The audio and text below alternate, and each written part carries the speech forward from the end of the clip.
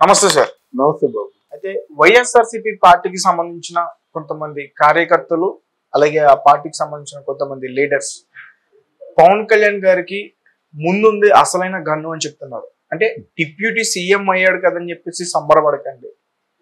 పవన్ కళ్యాణ్ కాపు సామాజిక వర్గానికి చెందిన వ్యక్తి. కాపుల రిజర్వేషన్లు అడగండి. అలాగే పవన్ కళ్యాణ్ పిఠాపురం నుంచి పోటీ చేశాడు. అక్కడ కాపుల యొక్క ఓటు శాతం ఎక్కువగా ఉంది కాబట్టి అక్కడ ఎమ్మెల్యేగా గెలిచాడు. పిఠాపురాన్ని ఆధ్యాత్మిక నగరంగా తీర్చిదిద్దుతానని మాట ఇచ్చాడు. పిఠాపురం గురించి అడగండి. అలాగే పిఠాపురంలో వర్మ గారు పవన్ కళ్యాణ్ గారి కోసం ఆయన సీటు త్యాగం చేశారు. పార్టీలో కూటమిలో వర్మ గారి ప్రాధాన్యత గురించి అడగండి అని చెప్పేసి ఈ లీడర్స్ అందరూ కూడా మాట్లాడుతున్నారు. ఒక రకంగా ఈ మూడు కూడా పవన్ కళ్యాణ్ గారికి ఒక సవాల్ అని నేను అనుకుంటున్నాను. సో దాని గురించి అగ్ని పరీక్ష. ఇక్కడ మీరు చెప్పిన మాటలు ఏంటంటే వైసీపీ పార్టీలో పేరు నిన్నాను వినబడేటువంటి ఒక లీడర్ ఉన్నాడు. ఆ మాట అన్నాడు, ముందుంది మొసళ్ళ పండుగ అని. అంటే తెలుగుదేశం పార్టీకి కానీ జనసేన పార్టీకి కానీ ముందు ఉంది మొసళ్ళ పండుగ అన్నాడు మాట. ఆయన మీ ప్రశ్నలో ఉన్నటువంటి కొన్ని పొరపాట్లు ఏంటంటే ప్రధానంగా జనసేన పవన్ కళ్యాణ్ నేను కాపు నాకు కాపులందరూ మద్దతు ఇవ్వండి అని అడగలేదు.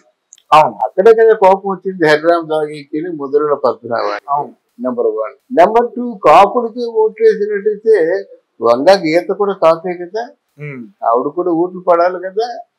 నెంబర్ 2. నెంబర్ 3 ఏంటంటే ఇక్కడ వర్మ గారు తన సీటు త్యాగం చేసి ఆయనకి ఇచ్చాడు. చంద్రబాబు నాయుడుతో చెప్పినట్టుగా బంగారుపల్లెంలో ఎమ్మెల్యే సీట్ని గెలుచుకొని మీకు అందిస్తాం బహుమతిగా అన్నాడు. అది చేశాడు.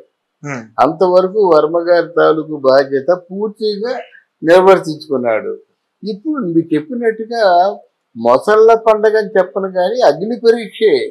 ఎందుకంటే ఎక్కువ శాఖలు తీసుకున్నాడు అనేటువంటి వదంతి ఆయన మీద ఉన్నప్పటికి కూడా ఎందుకు అట్లాంటి వదంతులు వస్తున్నాయంటే అన్ని శాఖలు తీసుకుంటున్నారు. ఏ శాఖను న్యాయం చేస్తారా అనేది రేపు పొద్దున్న అడుగుతారు ప్రధానికి. ఒక్క సీట్ ఇప్పుడు ఎలాగైతే సీట్లలో 21 తీసుకొని 21ని గెలిపించుకున్నాడు, అలా శాఖలు కూడా ఆయన ఏదో హోమ్ ఏదో తీసుకొని అదే గ్రామీణ అభివృద్ధి పంచాయతీరాజ్ చాలు 2 చాలు దాన్ని డెవలప్ చేసి ఇది డెవలప్మెంట్ చూపిస్తే బాగుంటేది. ఈ విషయంలో మాత్రం ఆయన కొంచెం తొందరపడ్డాడు, అనుభవ రాహిత్యాన్ని చూపించాడు. ఒక దగ్గర పనిచేసి నీ తాలూకు సిన్సియర్ గా నీ తాలూకు పొటెన్షియాలిటీ అంతా బయటపడుతుంది. 4 చోట్ల అక్కడ ఒక అరగంట ఇక్కడ ఒక అరగంట ఎక్కువ అరగంట అంటే మొత్తం అక్కడ నువ్వు స్టేబుల్ గా ఉండలేవు, నీ ఓపెన్ అప్ అవ్వలేవు. ఎవరైనా అంతే కదా, చక్కగా రిలాక్సింగ్ గా చెప్పడం వేరును. అలాగే అక్కడ ఒక మంత్రివర్గంలో ఏదో గ్రామీణాభివృద్ధి ఓకే, పంచాయతీ ఓకే, దీని మీద పూర్వం ఉన్నటువంటి వాళ్ళందరి చేత రికార్డులు తెప్పించుకొని వాదోపవాదాలు చర్చలు పెట్టుకొని ఎందుకు ఇంతవరకు డెవలప్ కాలేకపోతున్నారు. ప్రభుత్వాలే మారిపోతున్నాయి కానీ ఆ రోడ్లు ఎందుకు అలాగే ఉన్నాయి. పంట వర్షాలు లేక నీళ్లు లేక పంట లేదు, ఆ నీరు ఇచ్చే ఫెసిలిటీ ఎందుకు ఇవ్వటం లేదు. ఇక్కడేమో ఇంతమంది జనాభా ఉన్నారు, ఈ జనాభా తగ్గట్టుగా ఎంప్లాయ్మెంట్ ఎందుకు క్రియేట్ చేయలేకపోతున్నారు. తర్వాత ఆంధ్రప్రదేశ్ లో ఇంచుమించు 100-140 సిక్ ఇండస్ట్రీస్ ఉన్నాయి. సిక్ ఇండస్ట్రీస్ అంటే ఏంటంటే ఇప్పుడు ఏలూరులో జూట్ ఫ్యాక్టరీ ఉంది, గుంటూరులో జూట్ ఫ్యాక్టరీ ఉంది, అలా నెల్లిమర్ల విజయనగరం అన్నా జూట్ ఫ్యాక్టరీ ఎన్ని ఉన్నాయి. ఇవన్నీ సిక్ ఇండస్ట్రీస్ అయిపోయాయి అన్నమాట. అంటే ఉన్న 5,000 మంది పనిచేస్తుంటే 5,000 మందితో ఆ జూట్ మిల్లో పని చేయలేక డబ్బులు లేక అలాగే బిల్లు కట్టేసి లాకౌట్ అంటారు కదా, ఆ లాకౌట్ లో ఉన్నటువంటి చాలా ఉన్నాయి. మరి అక్కడ 2,000 ఖర్చు అవుతున్నాయి, 2,000 కోట్లు ఖర్చు అవుతున్నాయి, ఇక్కడ 2,000 కోట్లు ఖర్చు అవుతున్నాయి అని గుండె బాదుకున్న వాళ్ళు జస్ట్ 150-200 crores 5,000 మంది బతికేస్తారు. అది ప్రభుత్వం ఆధీనం చేసుకొని ఆ సిక్ ఇండస్ట్రీస్ ఎందుకు నడిపించలేదు. ఇట్లాంటివన్నీ కూడా ఆయన దృష్టిలో పెట్టుకుని వాళ్ళకు మార్గం చూపించినట్టయితే ఒకటి అన్న క్యాంటీన్ ఎందుకు పెట్టాము, కొంతమంది కడుపు నిందని పెట్టాము. అలాగే సిక్ ఇండస్ట్రీస్ కానీ ఎంప్లాయ్మెంట్ క్రియేట్ చేయడం కానీ, ఎందుకంటే ఒక 1,00,000 మంది ఇళ్లలో దీపం వెలిగినట్టు ఎంత బాగుంటుంది. 1,00,000 మంది మీద 10 లక్షల మంది 20 లక్షల మంది ఆధారపడి బతకొచ్చు. ఒక్కొక్కడి మీద ఇప్పుడు పాన్ షాప్ వాడు కావచ్చు, మన ఏదో ప్రచారపడి సామాన్లు వాడు కావచ్చు, వెజిటబుల్స్ ఎంతమంది బతుకుతారు, లిక్కర్ షాపులు కావచ్చు, ఎన్నో మొత్తం.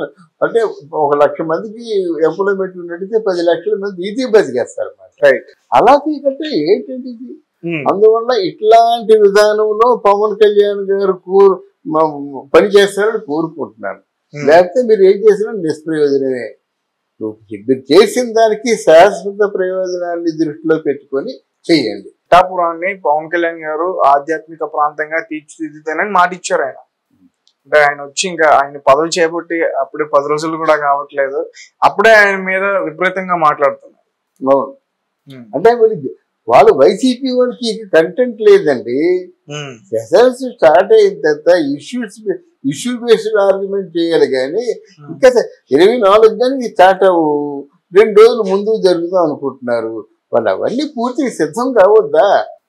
ఇప్పుడే తెల్లారి ముందే తొందరపడి కోయలు పూసినట్టుగా పూయడం దేనికి వేస్ట్ కదా అది. కానీ ఒకటి వీళ్ళన్నీ సంసిద్ధమై ఉండాలి. వీళ్ళేంటంటే ఏమైనా చిన్న అవకాశం దొరికితే పొడిచిస్తుందాం అనే ఉద్దేశంతో వీళ్ళున్నారు. ఎవరు? వైసీపీ పార్టీ వాళ్ళు. అంటే ఎలా, ఏ రకంగా? అదిగో ఏమి చేయలేకపోయారు.